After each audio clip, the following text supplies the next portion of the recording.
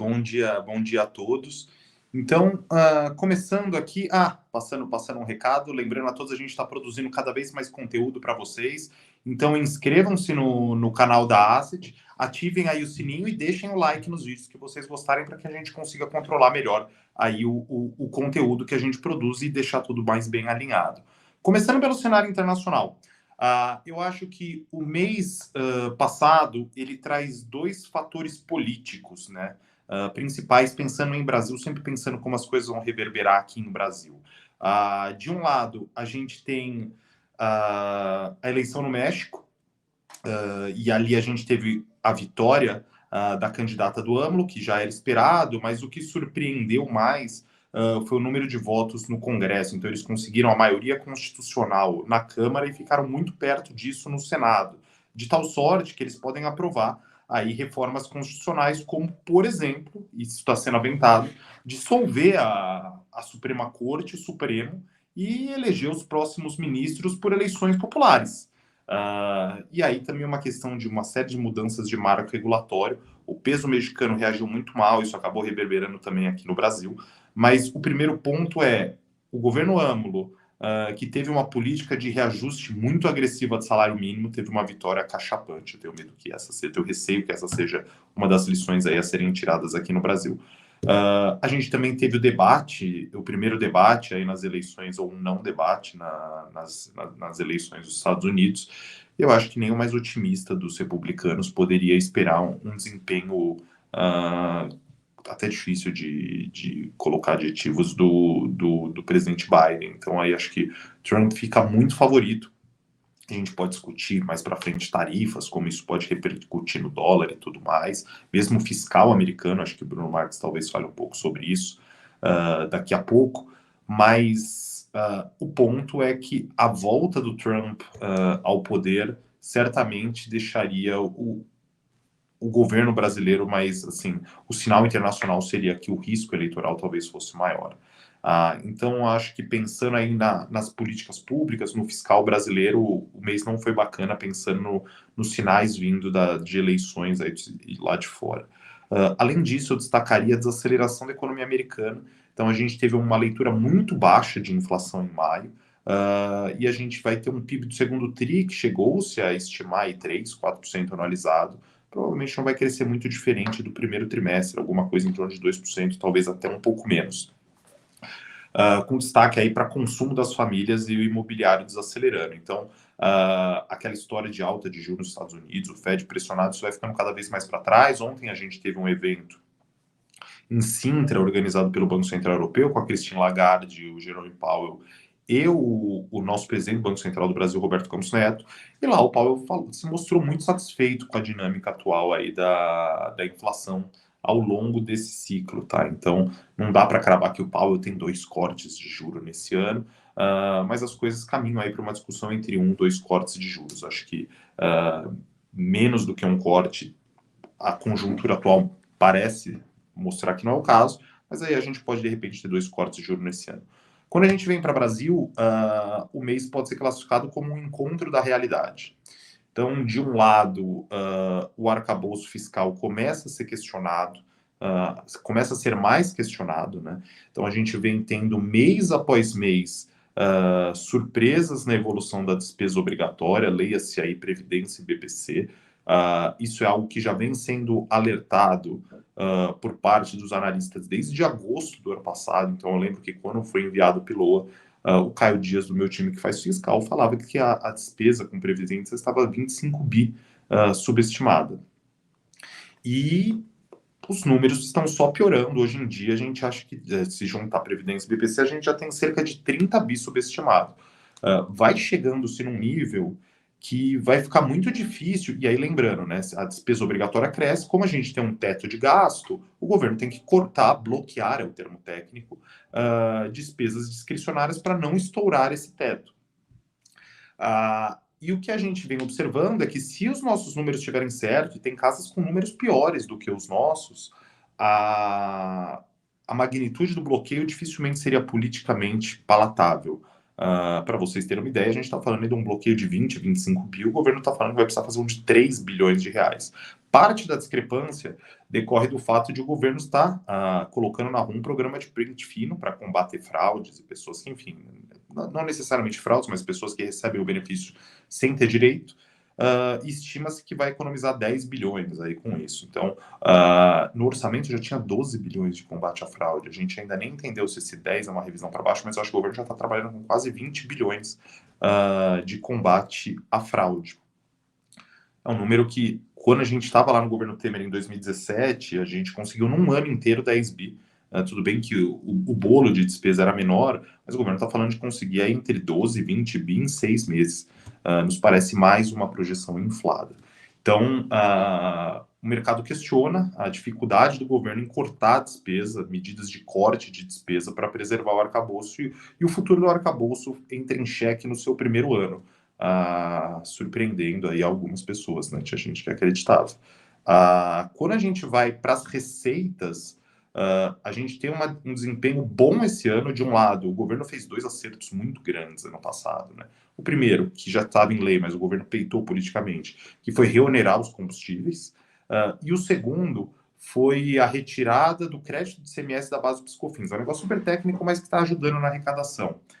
Fora isso, todo governo novo é apresentado num momento de dificuldade fiscal a famosa agenda da Receita Federal. Então, eu já tive lá em 2017, 18, depois veio o governo do presidente Bolsonaro, agora o presidente do governo Lula, antes teve o governo da presidenta Dilma, e a Receita Federal alega ter um pacote de distorções absurdas com centenas de bilhões de reais.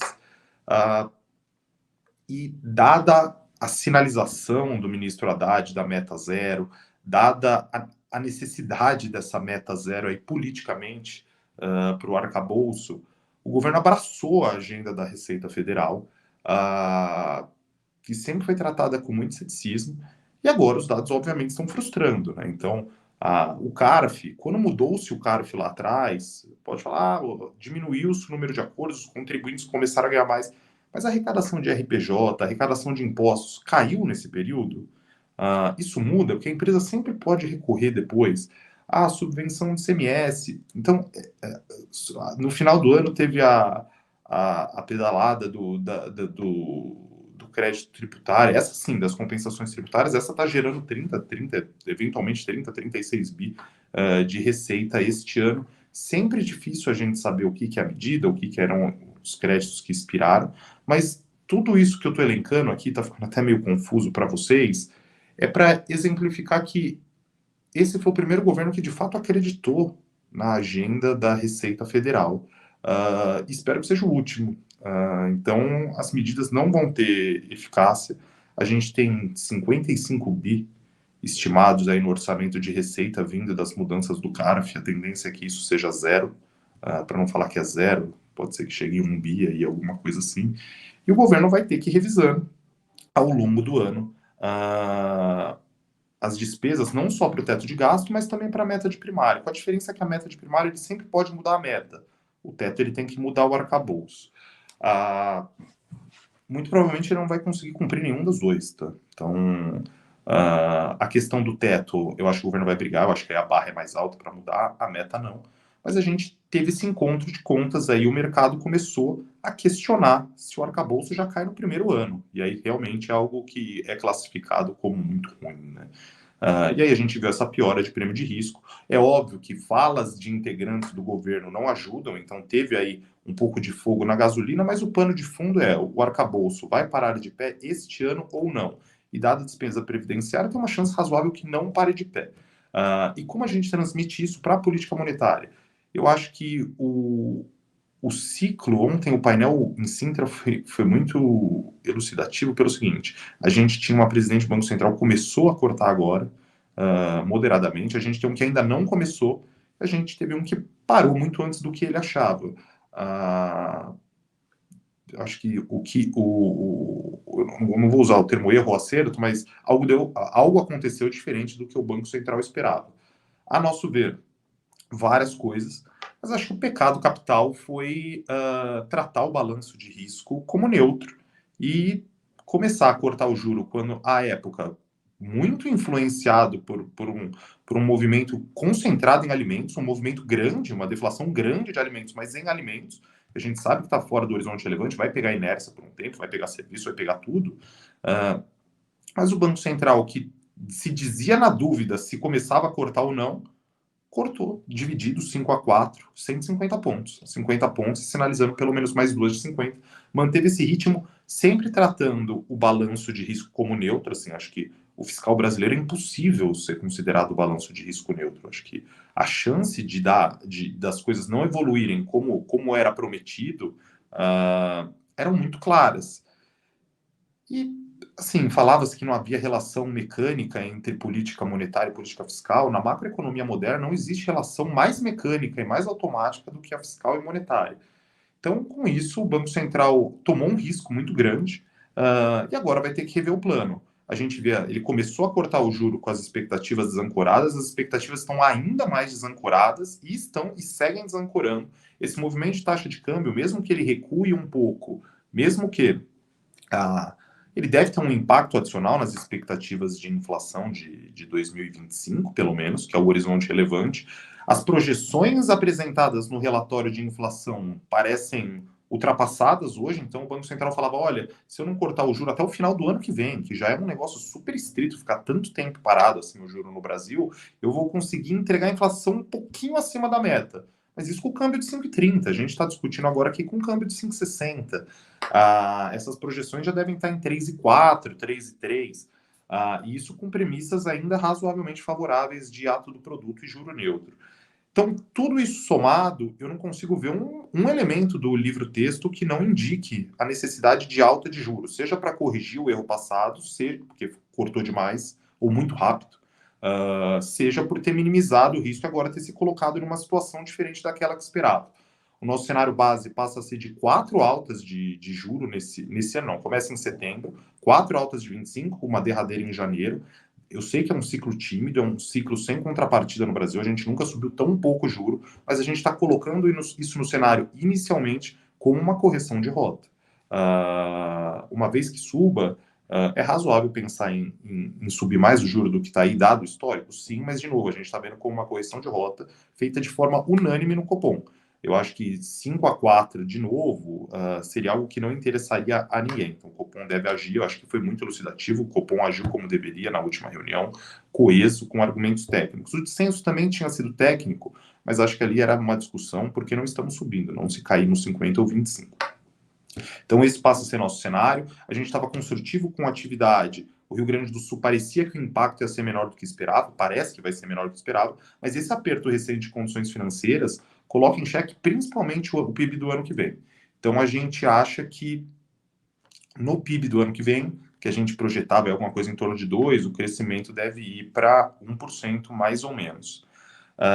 É isso então, pessoal. Esse é o nosso cenário. A inflação, esqueci de falar da inflação, deve ficar em 4,1%, e ano que vem a gente já está vendo uma inflação aí girando algo perto, entre 4 e 4,5% com essa depreciação cambial.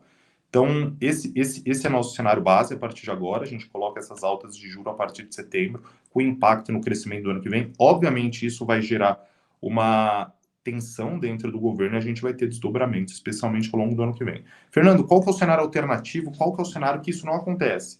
Eu acho que se o governo apresentar medidas que mostrem que o arcabouço vai parar de pé. Isso é impossível? Não, não é impossível, mas o tempo está correndo. Hoje mesmo vai ter uma reunião importante da equipe econômica com o presidente Lula. A julgar por tudo que a gente tem visto, tudo de sinal, tudo que o governo tem falado que vai contingenciar, eu acho que não vão conseguir chegar num termo aí que gere os cortes necessários para compensar essa subestimação de 30 bi da Previdência e essa superestimação em 50 bi de receita de CARF. Tá joia? É isso, pessoal. Fico aqui à disposição para as dúvidas de vocês. Um abraço a todos.